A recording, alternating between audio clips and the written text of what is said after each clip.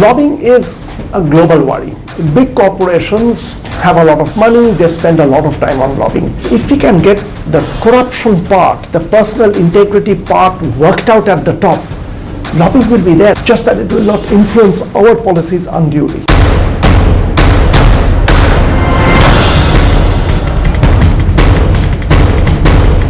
To my mind, lobbying is legal in India. What kind of lobbying? If you mean by lobbying using underhand means or corrupt means to get to an objective, it's illegal, and it's illegal in the United States too. Assuming that lobbying is bribing, and that is absurd. I think we better learn to be a little more, business savvy before making such sweeping statements.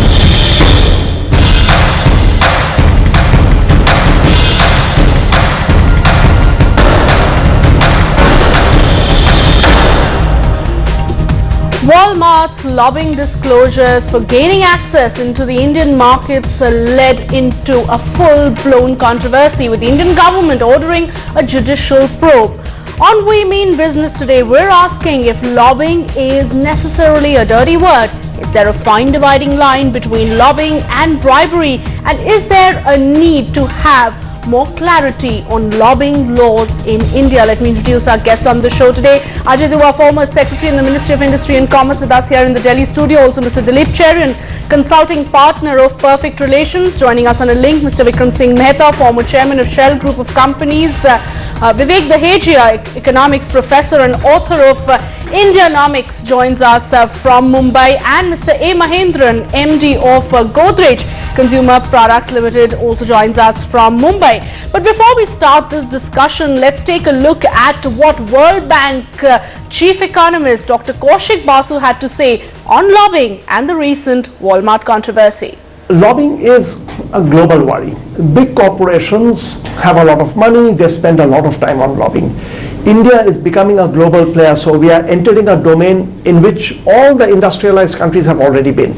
They always face lobbies from big corporations. India is now beginning to face. And here again, Shweta, I want to stress this. The personal integrity of people at the top is extremely important. People will come and lobby. They will come and say that, look, this is in our interest. You have to give them a hearing. But if we have integrity at the top, you give them a hearing, you take in their points, and then take an independent decision for the country.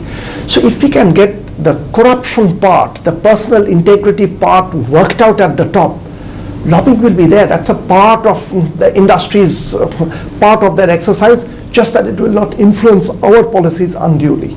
So what you're really saying is lobbying is a trend that we have. It is here to stay. It will continue, but it all depends on how influenced we get by that lobbying. And it's not always necessary that just because lobbying happened, a decision actually took place. I would love a world without lobbying. But if someone comes and makes a case, how do you stop that? And big corporations will spend money on just advertising their point of view. So it's a part of the world that I wish was not there, but it is there. So all I'm saying is that we have to learn to live with that, and we have to have integrity at the top. Right. That you give them a hearing, but you take your decisions in the interest of the country, whichever country you happen to be at the helm of. You take take decisions in the interest of that country, but because this is a part of life. And in this case particularly, you feel FDI and multi-brand retail was in the interest of the country. So the decision that was really taken by policymakers was in the interest of the country. That's exactly my viewpoint, that Walmart may have asked for it, Carrefour may have asked for it, Tesco may have asked for it. Right. In the end, India took a decision in India's own interest. In this case, I do believe that it is in India's interest to let in these corporations. Again, a word of caution. You want your antitrust laws to be in place, right, your zoning laws to be in place, because you have to keep in mind that these are not international NGOs coming in. It's not Mother Teresa's group coming into India. Right. These are corporations coming in their own interest. They want to earn a profit in India. Right. So we have to have our laws in place, our zoning laws, our competition laws, to keep them in check. An interesting view there from Dr. Kaushik Basu, Chief Economist of the World Bank. But is it all that easy to determine whether lobbying influenced policy making, or was it necessarily in the interest of the country? That's what we're trying to understand today on this very interesting discussion. A few days after we'd seen the entire controversy with regard to lobbying, we of course know that there will be a judicial probe into the entire matter, but let's try and understand this from a larger perspective. Mr. Vikram Singh Mehta, is there a very fine dividing line between lobbying and bribery? In principle, no. Lobbying is a legitimate medium of democratic discourse. Everyone lobbies. The word lobbying itself has got somewhat charged, but if you were to use another word, you'd find that every segment of our society does, in one form or the other, work hard to protect and further its interests. Consumer federations do that, industry federations do that. In some senses, you could argue that politicians lobby, and as I say, that word can be used differently, lobby to secure the votes of their constituents. And so this is a part of our democratic society, it's a part of democratic debate, and we need to be very clear that it is not something that is going to go away. Now, is there a fine line? Not in principle, because if you're illegal, if you break the laws of the land, you are in violation and you should be prosecuted. The laws of the land are very clearly demarcated, should be very clearly demarcated, and the line dividing the protection and furtherance of one's individual or collective interest and illegality should be very straightforward and well and transparently drawn. So there is no fine line.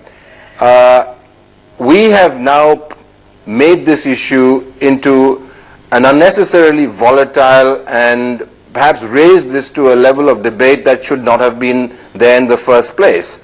I am a bit surprised that this subject is continually part of the part of discussions in channels like yours, because I just don't see the issue here. In India, the industry that is looking to protect its interest are certainly going to do it by trying to gain access to those people who make decisions, whether it's Indian industry, whether it's foreign industry. Now, there is clearly an issue here as far as the power of money. Some industrial groups have more money than others, and they are going to be more successful by virtue of their money power to access the influential opinion formers. Now, this is something that we can control. As Dr. Basu said, if the rules relating to competition or if the rules relating to antitrust are very clearly demarcated, then there is a limit to how far large companies are going to be able to deploy money power. But unless and until that limit has been clearly and legally defined, I don't see anything wrong in a company looking to actually protect and further its interests. So, in answer to your specific question, as I say, I don't think there's a thin line. There's a clear divide between what is legitimate and what is illegitimate. And there may be a thin line, however, between the bending of the law and the breaking of the law. And in certain situations, certainly companies and maybe individuals come very close to that line. They bend the law, but in the process of bending it, often they cross it. They cross that line. And in that sense, they break the law. And under those circumstances, I hope that the judicial system will alert us to that and prosecute those who are indeed in violation of the law.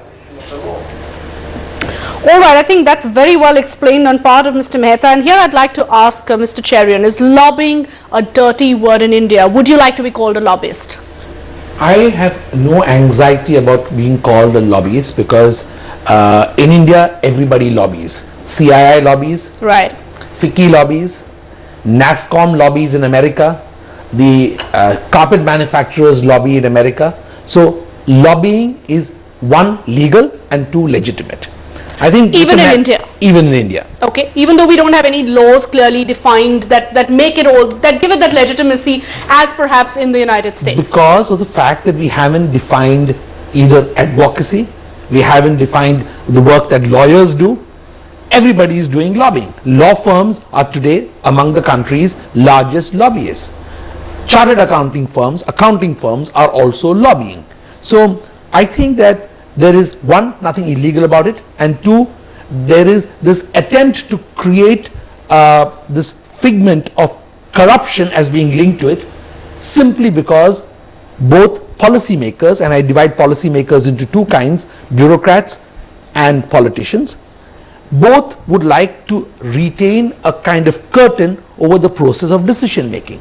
The answer to whether lobbying is corrupt or not is resident in the way we do our policy making. If policy making is transparent, then whatever interest is being brought to bear, as Dr. Kaushik Basu said, is legitimate and open, as long as the final decision maker takes the decision in the interest of the country. But Mr. Dua, how do you define that? How do you try and believe that this has been done, that the decision has been taken not because of lobbying or because of possible bribery or corruption, and simply because policymakers believe it's in the interest of the country? Espousing a cause is lobbying. You may do that in private life, you may do it in business life, you may do it in public life. Any cause which is put forward is advocacy. Advocates do advocacy by the very, as a term. The fact of the matter is, we have to distinguish very clearly lobbying from bribery. They are two distinct facts, distinct terms. One is being practiced day in and out. Right. The other may be getting practiced, maybe its incidence may be getting increased, but that certainly is not a justified activity. Now, talking about lobbying, I think legally it's been defined only in two laws in the country, in the world, United States and Canada. Others do not. Slovenia has a law, so does Australia have a law, no other country has a law on the subject so far. The fact, So it's no surprise that India does not. no, for that matter, Shweta, even the United Kingdom, Right. they've been dithering over, dragging their feet on getting a law to regulate lobbying. What we need is not, we can't live in a denial mode forever, so that there is no lobbying in India. What we need is strong regulatory framework within which lobbying is practiced. When I say strong legal framework, I just refer to two things. One, by whom, for whom, and what for. And these are the things which we need to regulate, then things become transparent. But probably it's very simpler said than done, because in India we have to link it up with how does election funding, political funding take place. Absolutely. We've got to see that.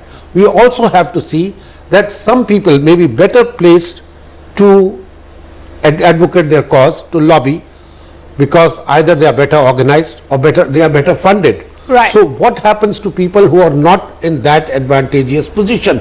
How do we ensure that our policy making, our law making does not exclude their interests? So those are the kind of things which I think We'll take forward all those concerns, but my question to Vivek Daheja is the response to the Walmart lobbying disclosures in India. Were you taken by surprise? What's the kind of message that's being sent? At the same time, can we simply brush aside the fact that Walmart is facing a corruption probe with regard to several of its foreign subsidiaries? There are serious issues of bribery that are being probed, and Bharti Walmart has also sacked a number of employees, and according to reports, including its CFO, in possible bribery allegation charges.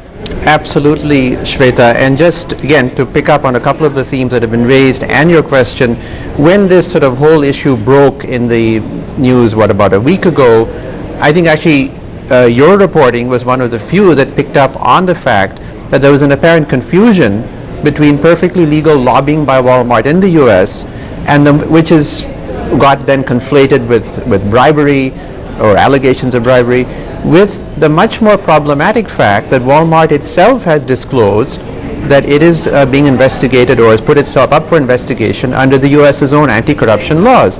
And as you say, the Bharti Walmart in India has suspended or sacked, whatever word you want to use, some of its top managers. So that certainly raises a red flag. The government has done the right thing by calling an inquiry. So let's see what comes out of that. But certainly, given the seriousness of the fact that Walmart itself, if you like, has put itself under the legal microscope in the US, we can't ignore that fact here in India. I'd also just to comment, if I could, briefly on the wider issue that you raised earlier, the sort of the taint or the charge that accompanies the term lobbying probably is because, as some of your guests have said, one doesn't always know exactly what goes on behind closed doors. So where does legal, proper, official lobbying end and illegal, undue influence begin? And that's where the Americans, whether you like it or not, have a system where lobbying has a set of rules. It's transparent, it's got to be disclosed. Not perfect, but surely that's a better way to go than to have this sort of morass, this gray area where we don't know what's legal, what's illegal, who's been affected, who's been influenced in what way. And just one last point, Shweta, we'll really never know in a sense if lobbying was effective in this case or any particular case, because the counterfactual, as you know, as we like to say as economists, we can't observe. In other words, what would have happened if Walmart hadn't lobbied? We'll never know that. We can't see that state of the world which never came into being. So we can infer from the fact that companies like Walmart spend millions of dollars, there must be some reason for doing that. You were making a point. I thought it might be useful to first just talk very briefly about the Walmart case, Okay. and then talk about the okay. lobbying in Fair general. enough. Fair and enough. talking about Walmart, after all, what has come into public light? That in the United States, in a quarterly, mandatorily required quarterly report, Right. under the US laws, the Walmart has disclosed that it spent over the last 5 years a certain amount of money, I think it was $25 million, right. roughly 125 crores, right. on getting market access, on influencing the US lawmakers on better market access in countries like India, and they have given the expenditure which is required under the law, staff costs, consultant costs, and other kind of incidental expenditures. Those are the media reports which came in. On But that, do we believe that all that is just about... no, yeah, okay. it's slightly different Okay. from what, if you will recall, Shweta, way back in 1997, Enron disclosed that it has spent Exactly. a certain amount of money In educating. in educating Indians. Exactly. That was somewhat different from what has been disclosed now.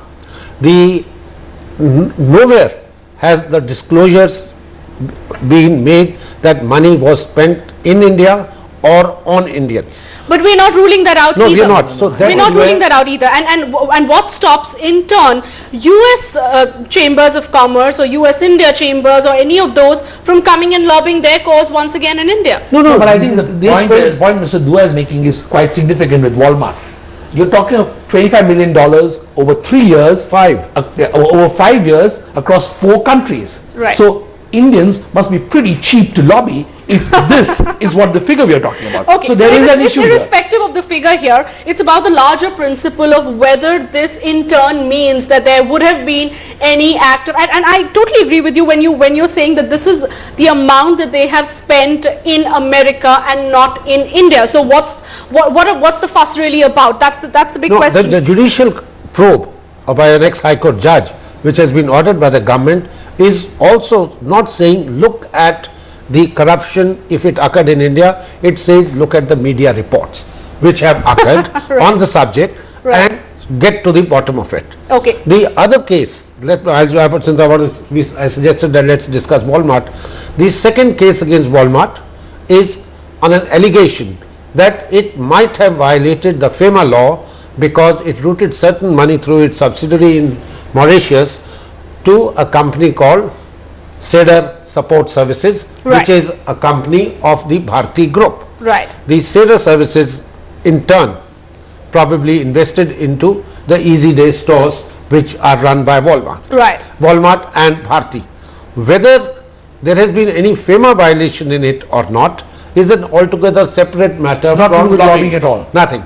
Okay, so are you saying we're mixing two issues here, and that's the real problem? Mr. Mahendran, I'd like to go to you here and also touch upon one aspect that was raised by Dr. Kaushik Basu. He's quite clearly said He would like a world without lobbying, and that lobbying is a worry, and especially if our own laws are not strong enough, we land ourselves in the danger of these multinationals coming into a country just with the sole motive of making profit, which every corporate definitely has that motive. But he's raised this with a word of caution, saying that yes, we need to keep them in check, because just look at the kind of millions of dollars that are going into lobbying. They are obviously gaining access to foreign markets, and there is a clear word of caution coming from him. Your response to that? My response as far as that particular caution note given by Dr. Basu, I would agree with that as far as that lobbying per se from an Indian laws point of view, it is not acceptable. And of course we have our own POCA laws, that is Prevention of Corruption Acts, etc., which clearly spells out in those the Indian statute that lobbying is against the law as far as India is concerned. But in the United States, when you look at the US corporations, it is pretty simple. As long as you disclose that and you have certain approvals on that, so it is, lobbying is pretty normal. But I would agree that as an Indian marketeer that we are players here, we would definitely feel that we need a lot of laws and stringent laws that lobbying should be brought to lower level. I am not saying that I won't be impractical saying that we should not have lobbying. But again, lobbying is for what cause? Again, if the cause is good. But in the case of multi-brand FDI thing, somehow I feel that it is jinxed. It's been in the government table for more than 10 years, and somehow with a lot of difficulty the FDI rules have been relaxed now from the overseas company to come in. But it's unfortunate that again this particular controversy has come. But in my view, that lobbying per se, yes, I agree with Dr. Basu on that. We should try to discourage that as far as India is concerned. Mr. Mehta, are we seeing that increasingly, in order to gain access to newer markets, in order to, the clear pressures for making profits are leading firms to, in a way, lower their corporate governance standards? Would you believe that a firm that is disclosing that it's spent X million dollars in lobbying probably may have lower corporate governance standards from one that does not believe in lobbying? Well, I think that's a bit of a stretch statement to make for two reasons. One is that the corporate governance rules, the principles of corporate governance are intrinsic to the culture, the corporate values of the company. And if a company is abiding by good corporate governance rules, if the company believes in solid principles, if it believes that a company must maybe make profits in order to afford principles, but does not deserve profits if it does not have principles, then that company is going to abide by the highest standards of corporate governance, irrespective of whether there's a law or otherwise regarding lobbying. As I said, lobbying is a word perhaps that's got a negative connotation, but it is indeed a part of all of everyone's of activity in a democratic society. Now, countries like the USA have the Foreign Corrupt Practices Act, UK has the Anti-Bribery Act, and I'm sure there are other countries which have very clear standards on what is a violation of corporate governance and what's a violation of the law of the land. And these countries, including in India, must make sure that companies abide by those rules. My own view is that if companies violate their own principles, violate the principles that make for good corporate governance, violate the principles that go against the interest of of society, they're going to not only lose their license to operate, they're also going to lose their license to grow. So it's bad business if companies do not have good corporate governance. It's bad business if they're in violation of the highest standards of principles and corporate values. But this does not mean that they should no longer seek to protect their interests. They should no longer seek to further those interests. And so long as they're moving in a direction or they're doing things that are within the framework of the law of the land, then I think it should be accepted. Now in India, this issue of Walmart is essentially a political issue.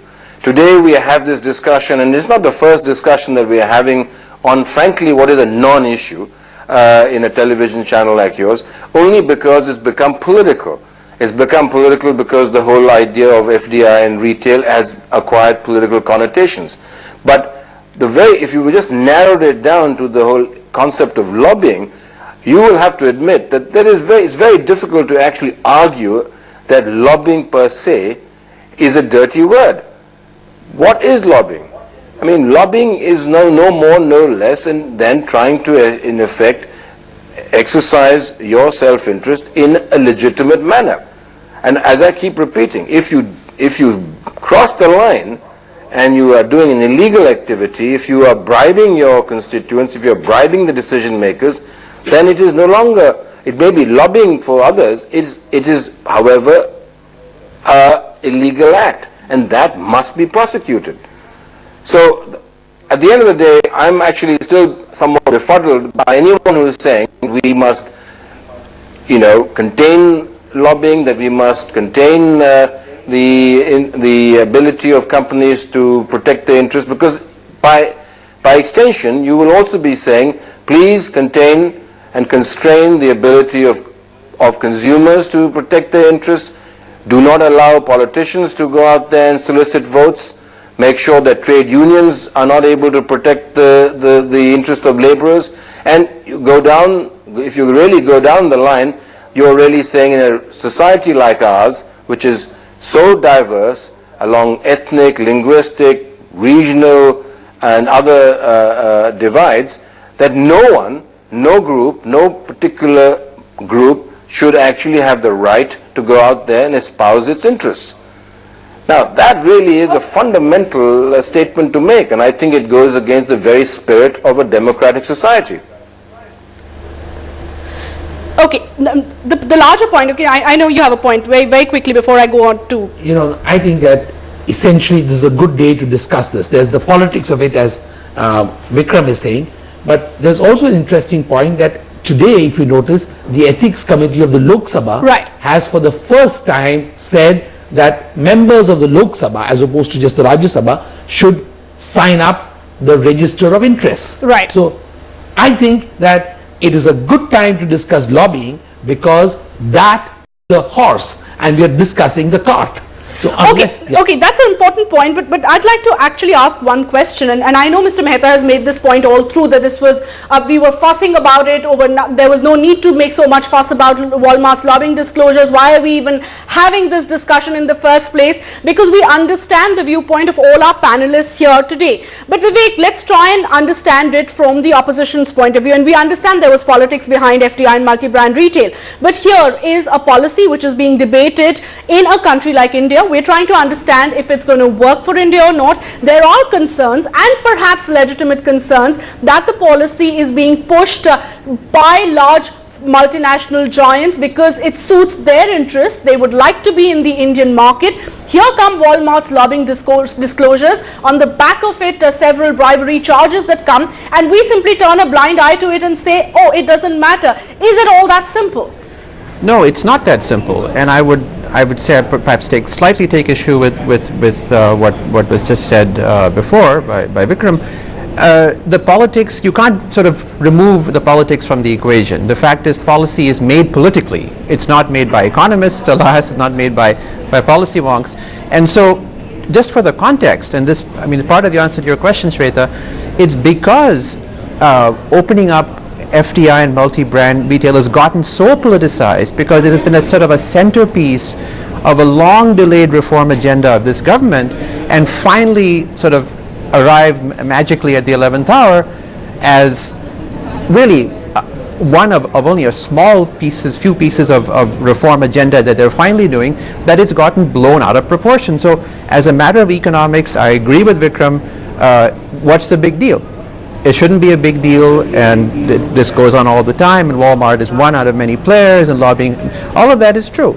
But if you look at the larger political economy context in India, number one, the fact that FDI has itself become politically charged, the fact that Walmart globally, not just in India but in the US itself, now in Mexico and elsewhere, has come under the scanner for allegations of questionable practices, and even in the US itself, as I say, Walmart is a polarizing factor that whether you like it or not, there's a sense that they've driven small shopkeepers in sort of middle America out of business. Now, it's good for the US economy, it's become much more productive, and those workers weren't very productive, and so on.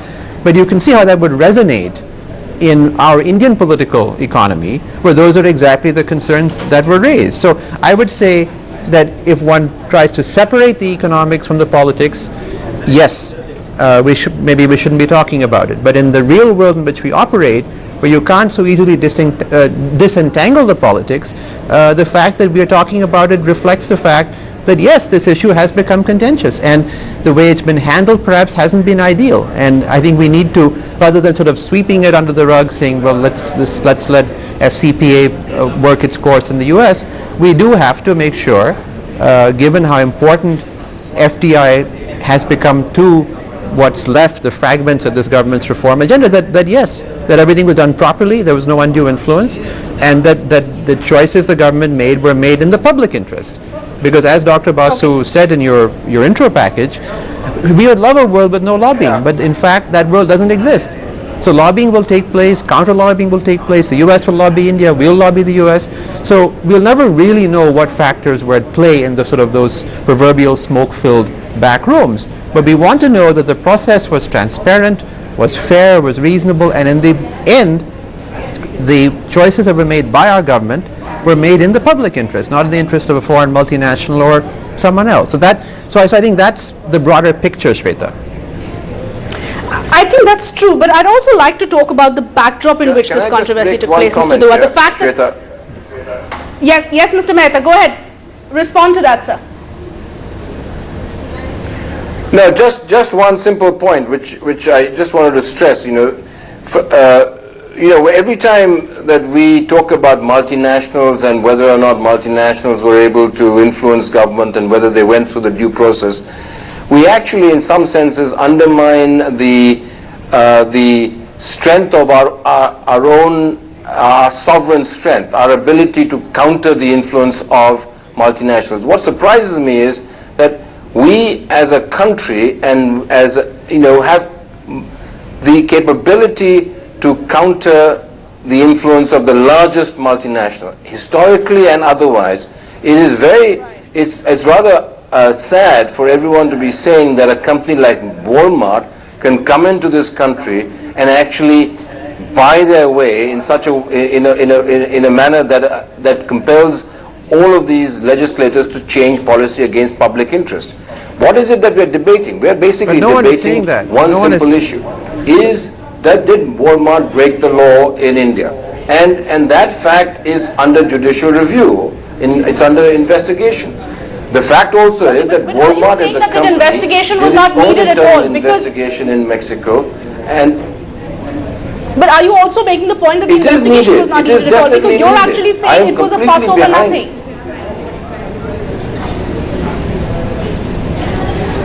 No, what I'm saying is this whole idea of lobbying and the argument that was just made, that basically these large companies come into this country and have the capability to influence the direction of Indian policy, is actually a slight against the sovereign authority of our country. Did not. Shweta, I must respond, because I certainly, if I'm the one that is being referred to here, certainly didn't claim that. The fact is that powerful multinationals do have a strong lobby influence. I mean, Walmart can certainly affect U.S. government itself. So to say that Walmart could not have an influence in India, I think is very naive. Let's face it. But what about the fact that Mr. Cherian, there may be corporates who are not spending the kind of money on lobbying as we're seeing other corporates do? Isn't it a case of an unfair advantage being given to those who are lobbying? There's no unfair advantage whatsoever. It's got to do with business interests. Today, when Uttar Pradesh raised the price of purchase price of sugarcane, you immediately saw the Indian sugarcane manufacturers have lobbied the Indian government to say that you should rate the customs duty on import of raw sugar. So, it is spontaneous. It's a business decision which is taken almost on the run. So Is it a lack of understanding is all that you're saying? What I want to convey is Walmart, whenever there is a discussion on Walmart, more heat than light gets generated. The question is whole lot of other American companies. And Shweta, just bear with me for a moment. If I was just to say, this year 15 companies in the US, large companies have disclosed that they've spent certain amount of money in India, and which are the companies and what were the causes or the purposes for which they have spent, because they are required to spell out that as well. Pfizer, the pharmaceutical company, has spent money relating to Supreme Court decisions on generic medicine prices and patent related matters in India. Right. Qualcomm and Alcatel-Lucent on spectrum licensing and preferential market access in India. Financial but do we companies need to guard ourselves against this? Is the question. Do policymakers need to guard themselves against it? Absolutely. Because we need to know that this is simply a case of furthering business interests, which may not always be in the interests of consumers at large. I'm saying exactly what you're referring to, that there are large companies which are organized, better organized than smaller ones, and better organized than people who are not well funded to put forward their cause. As long as they are doing it within a regulatory framework, I think we have to learn to live with it rather than deny it. If we are going to be saying that they are not doing it, that Indian companies don't do it, other foreign companies don't do it, I think we are living in a world which is not real. To just give you an example, the Indian government lobbied in the US by hiring a lobbying company when the nuclear deal had to be pushed through. Yes. Would you say that it's illegal? They paid money. Okay, so there is not, we clearly need to understand that lobbying exists and is here to stay, but does India need better regulatory mechanisms to deal with the entire issue of lobbying? Do we need to understand it and differentiate it on a case-by-case basis? And more importantly, do lobbyists need to lobby on their own profession and clarify that it's not necessarily bad? All of that coming up after a short break. Don't go away.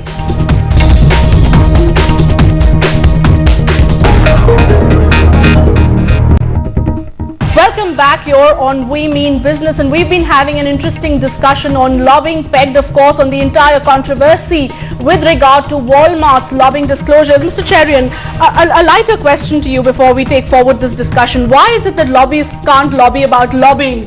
Why is it that you simply cannot at least do an image makeover of that term? The term has really become a dirty word. I think lobbyists don't need to worry about improving their image.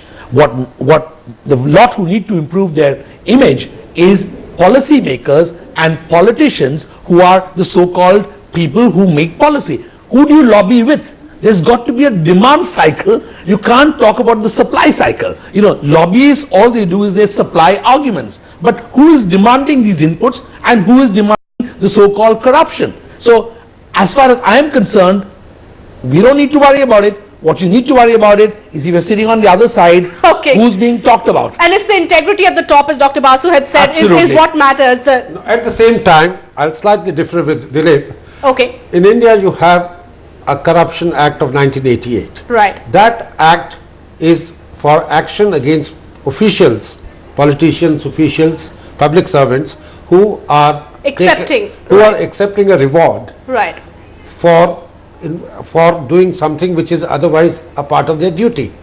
The question is, we do not have a Corruption Act against the giver. Okay, whether it's that's an interesting point. Or it's a Is there a case for one, Mr. Cherian? I think there is. Will that help clean up the image? I think the image and the process will get cleaned up, but it needs to begin, as I said again, and I agree with Mr. The point that Mr. Dua is making is valid, But the fact is, what is the perception? The perception is India, as Transparency International says, is among the most corrupt countries to do business in. So which is why and therefore the fear is that when you have such a corrupt system, somebody's got to be feeding that animal. Who's feeding it? Industry is feeding it. And where is it going? It's going into elections, or so they say. It's actually going into a whole range of things besides elections. But let's start with the simple stuff. Okay, Mr. Mahendran, you've in fact been arguing against lobbying, and what most panelists here seem to believe is that it is something we need to learn to live with. It's not going away in a hurry, and it is something that we need to accept and not be in denial of. Given that fact, do you think there is a need for India to have a regulatory structure in place so that there's greater transparency? Yeah, I fully agree, and I think India definitely needs regulatory situations to control this lobbying. And I strongly advocate that India should bring in these laws as fast as possible, because to my mind, this lobbying, if allowed in India as a legal thing or as a normal thing or a casual thing, it is basically it's an aid or it enables corruption, to my mind. So if you are anti-corruption, and that's a way which is going on in India, certainly we need to discourage lobbying in India per se. All right, Vivek, have we seemed to ignore the entire aspect of crony capitalism in India? Much as all the panelists today are arguing in favor of lobbying, are we clearly living in denial of the kind of corruption that exists in India, and the fact that the entire Walmart controversy came in the backdrop of a string of scams that have clearly embarrassed the Indian government, and the fact that we know that lobbying, whether it is lobbying on part of Walmart or it's lobbying that takes place in India, is something that exists, and probably the crossing of that fine dividing line is also something that has been proved in several cases. No, that's a very important question. Just one quick reaction to what was just said. I mean, in a sense, lobbying is a substitute, a legal substitute, if you like, for corruption. So I think this notion that lobbying breeds corruption actually gets things exactly the wrong way around. It's because we don't have a legal system, a transparent system where lobbying can occur, that then people try to influence the government in some different way. And that can be through bribing or other ways, which then becomes a form of corruption. So as a matter of economics, when you have lobbying, you'll get less corruption and vice versa, which is probably one reason why we fare so poorly on transparency's metric of corruption. But on your wider question, I mean, sure, I think one should have a philosophical debate about the nature of crony capitalism, as you referred to it, about the power of global capital, if you want to put it in sort of those grandiose terms, and what kind of influence outsized players like Walmart, which is what we're talking about tonight, have on the policy making process, whether in US, whether in India, or anywhere else. And certainly, again, as I said earlier, the taint or the charge, the sort of negative coloration that accompanies lobbying is because its history isn't very savory. I mean, Dilip will know that it's perhaps not the oldest profession in the world, maybe the second oldest profession in the world. So there's always been, as Dilip again said correctly, a demand for lobbying and a supply, someone willing to supply, just like the oldest profession.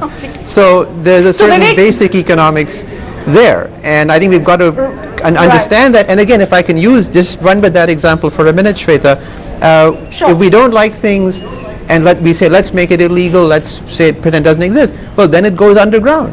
Just like in the US, again, example, prohibition made selling alcohol illegal, so what you got was Al Capone and the mafia. So that's what happens when you deny that something like lobbying, and it's lobbying, again, I think Vikram's absolutely right, it's not just multinationals, it's civil society, it's NGOs, it's think tanks, it's scholars like myself, it's the media, the Fifth Estate. And we all have a view we want to put across to our policymakers. So the more transparent, the more open, the more inclusive that process is, the better for all of us, I think. Okay, and you'd mentioned underestimating the power of lobbying. Do you think either by underestimating the power of lobbying or overestimating it, both extremes are extremely dangerous? Absolutely right. That's absolutely correct. That we shouldn't be naive. We must realize that, look, lobbying is here. Lobbying is part of the scene, and in fact, it should be here. As an open, democratic, pluralistic society, everyone has the right to have their voice heard. So lobbying is here, and it should be here. So let's not be naive about that. And let's not underestimate the power of major multinationals to influence their home governments, foreign governments, and that's fine. There's nothing wrong with that. But again, let's not overestimate the power of any one firm, whether it's Walmart or anyone else, to influence a particular government, because at the end of the day, the bottom line is that whoever takes that decision has to face the electors, the voters. And Walmart won't be voting in 2014. So the government has to make a decision that is going to resonate with the people of the country. And there's obviously always going to be a balancing of their personal political interest, their electoral interest, looking to the next election, looking at the polls, looking at range of issues. So let's keep a proper perspective. Yes, lobbying is here. We would like to have it regulated, bring it within the system, not have it sort of in the margins of the system, and neither should we overestimate how powerful it can be, because governments react to many things. Lobbying is only one of them. Exactly. It's not necessarily because Walmart lobbied that we saw the Indian government going ahead with FDI and multi-brand retail. That's the point that some of our panelists are making here as well. Mr. Mehta, I'm going to start taking closing comments now, and I'd like you to respond to the entire issue of the need for stronger regulatory mechanisms in India. The fact that we've seen way too many incidents of crony capitalism, the fact that this country clearly needs to change its image with regard to corruption and corrupt practices, particularly being followed by corporates. And if you could also touch upon the entire controversy with regard to political funding, the fact that, do you approve of corporates giving money towards elections or towards political funding?